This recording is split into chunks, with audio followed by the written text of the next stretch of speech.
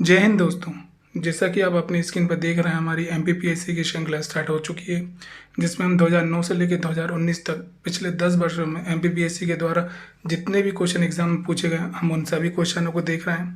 साथ में उनसे जुड़े हुए कुछ प्रमुख तथ्यों को भी जान रहे हैं। हमने जो सबसे पहले सब्जेक्ट लिया था वो था हमारा हिस्ट्री। उसके हम पूरे क्वेश्चन कर चुके हैं जितने भी एमपीपीएससी ने अभी तक पूछे हैं 10 वर्षों में। अगर आपने अभी तक उस वीडियो को जाकर नहीं देखा है तो हमारे चैनल पर जाकर उस सब्जेक्ट की वीडियो को आप देख सकते हैं। अभी जो हमने सब्जेक्ट स्टार्ट किया वो हमारा दूसरा सब्जेक्ट है पॉलिटी यानी राज्य व्यवस्था। तो आज जो है हम उससे संबंधित क्वेश्चनों को देखेंगे और उससे जुड़े हुए कुछ प्रमुख तथ्यों को भी जानेंगे। तो चलिए हम स्टार्ट करते हैं अपने क्वेश्चनों को।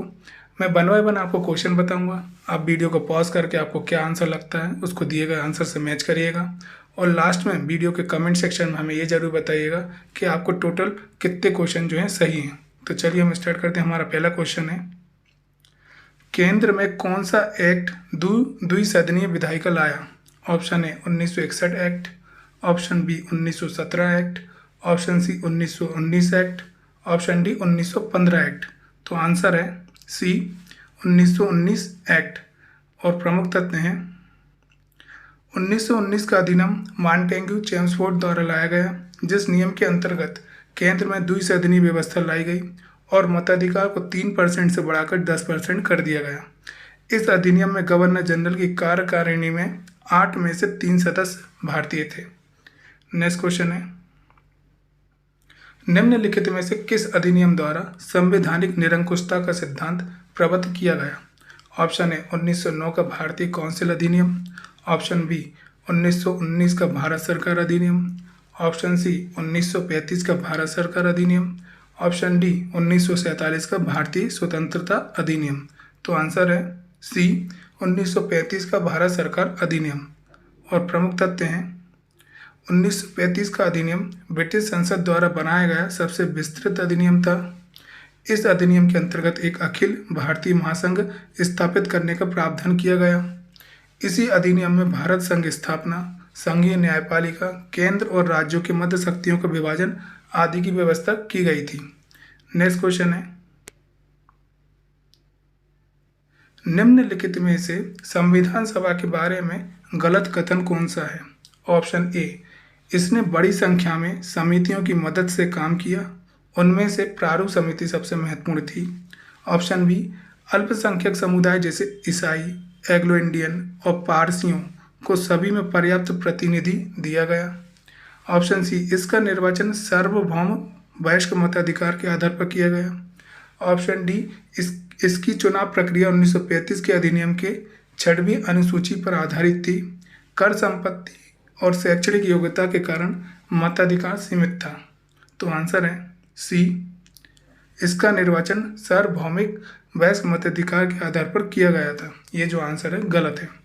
और प्रमुख तथ्य हैं, संविधान सभा के सदस्यों का निर्वाचन सार्वभौम वयस्क मताधिकार के आधार पर नहीं बल्कि प्रांतीय विधानसभाओं के सदस्यों द्वारा अप्रत्यक्ष निर्वाचन के द्वारा हुआ था तथा मताधिकार सीमित होने के कारण कर संपत्ति और शैक्षणिक योग्यता थी। नेक्स्ट क्वेश्चन है, स्वतंत्र भारत की संविधान सभा के अध्यक्ष कौन थे? Option A doctor Bhimrao Ambedkar, option B doctor Rajendra Prasad, option C C Rajagopalachari, option D K M Munshi. तो आंसर है बी डॉक्टर राजेंद्र प्रसाद। और प्रमुख तथ्य हैं, संविधान सभा की प्रथम बैठक 9 दिसंबर 1946 को हुई, जिसकी अध्यक्षता अस्थायी डॉक्टर सच्चिदानंद सिन्हा ने की।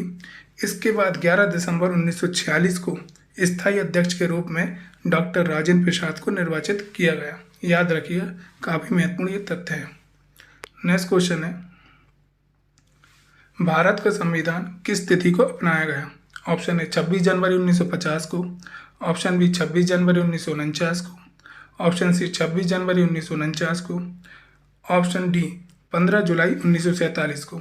तो आंसर है बी 26 नवंबर 1949 को। और प्रमुख तथ्य हैं, संविधान की प्रस्तावना में उल्लेखित किया गया है कि 26 नवंबर 1949 को संविधान को अपनाने, उसके पूर्ण होने और पारित होने की तारीख माना है। नेक्स्ट क्वेश्चन है, संविधान सभा में वयस्क मताधिकार को 15 वर्ष के लिए स्थगित करने की बात की थी। ऑप्शन ए डॉक्टर राजेंद्र प्रसाद ने, ऑप्शन बी जवाहरलाल नेहरू ने, ऑप्शन सी मौलाना आज़ाद ने, option D doctor Bhimrao Ambedkar ने। तो आंसर है सी मौलाना आज़ाद ने। और प्रमुख तथ्य हैं, संविधान सभा में वयस्क मताधिकार को 15 वर्ष के लिए स्थगित करने की बात मौलाना आज़ाद ने की थी, लेकिन डॉक्टर राजेंद्र प्रसाद और जवाहरलाल नेहरू ने इसे अपनाने के लिए समर्थन दिया था। नेक्स्ट क्वेश्चन है, संविधान सभा द्वारा स्थापित मौलिक अधिकारों और अल्पसंख्यकों हेतु सलाहकार समिति के अध्यक्ष कौन थे? Option A Pandit Nehru, option B Sardar Patel, option C BN Rao, option D Ambedkar. तो आंसर है बी सरदार पटेल। और प्रमुख तथ्य हैं, संविधान सभा द्वारा स्थापित मौलिक अधिकारों और अल्पसंख्यकों हेतु सलाहकार समिति के अध्यक्ष सरदार पटेल थे और मूल अधिकार उप समिति के अध्यक्ष JP कृपलानी तथा अल्पसंख्यक उप समिति के अध्यक्ष HC मुखर्जी थे। याद रखिएगा। नेक्स्ट क्वेश्चन है, लिखित संविधान का प्रारंभ किस देश से हुआ? Option A Japan, option B Bharat, option C Britain, option D America. तो आंसर है डी अमेरिका। और प्रमुख तथ्य है, सबसे पहले लिखित संविधान का प्रारंभ संयुक्त राज्य अमेरिका ने 1786 में फिलाडेल्फिया में किया था। यह विश्व का सबसे छोटा लिखित संविधान है जिसमें मात्र 7 अनुच्छेद शामिल हैं। वहीं भारत का संविधान विश्व का सबसे बड़ा संविधान है जिसमें 395 अनुच्छेद, 8 अनुसूचियां और 22 भाग हैं। याद रखिएगा। नेक्स्ट क्वेश्चन है, निम्नलिखित में से कौन सा सही सम्मिलित नहीं है भारतीय संविधान संबंधित राज्य का अनुच्छेद है? ऑप्शन ए 371 का नागालैंड, 371 का असम, सी है 371 का मेघालय, ऑप्शन डी है 371 का आंध्र प्रदेश। तो आंसर है सी 371 का मेघालय। और प्रमुख तथ्य हैं, संविधान के अनुच्छेद एवं संबंधित राज्य इस प्रकार हैं। 371 डा के अंतर्गत है आंध्र प्रदेश में केंद्रीय विश्वविद्यालय, 371 चा में सिक्किम, 371 छा में मिजोरम, 371 जा में अरुणाचल प्रदेश, 371 झा में गोवा इत्यादि। याद रखिएगा, हो सकता है कि नेक्स्ट एग्जाम में ये पूछ ले। नेक्स्ट क्वेश्चन है, भारतीय संविधान में ऑप्शन ए 9 अनुसूचियां हैं, ऑप्शन बी 12 अनुसूचियां हैं, ऑप्शन सी 10 अनुसूचियां हैं, ऑप्शन डी 11 अनुसूचियां हैं। तो आंसर है बी 12 अनुसूचियां हैं। और प्रमुख तथ्य हैं, मूल संविधान के अंतर्गत 8 अनुसूचियां थीं, लेकिन संविधान संशोधन के द्वारा 4 अन्य नई सूचियों को जोड़ा गया है जो इस प्रकार है।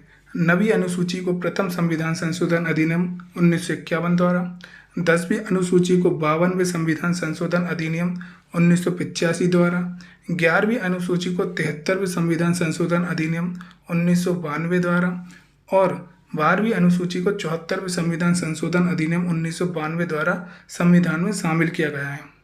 तो दोस्तों, ये हमारे पॉलिटी विषय से संबंधित क्वेश्चन थे जो पिछले 10 वर्षों में MPPSC के एग्ज़ाम में पूछे गए हैं। और अगर ये वीडियो आपको पसंद आया हो तो ज़्यादा से ज़्यादा इसे लाइक करें, शेयर करें, और अगर आप हमारे चैनल पर नए हैं तो अभी के अभी हमारे चैनल को सब्सक्राइब कर लें और साथ ही बेल आइकन को भी दबा लें ताकि आने वाले क्लास में हमारी जो भी धमाकेदार वीडियो है ना, उसकी लेटेस्ट नोटिफिकेशन आप तक पहुंच सके। थैंक यू, धन्यवाद।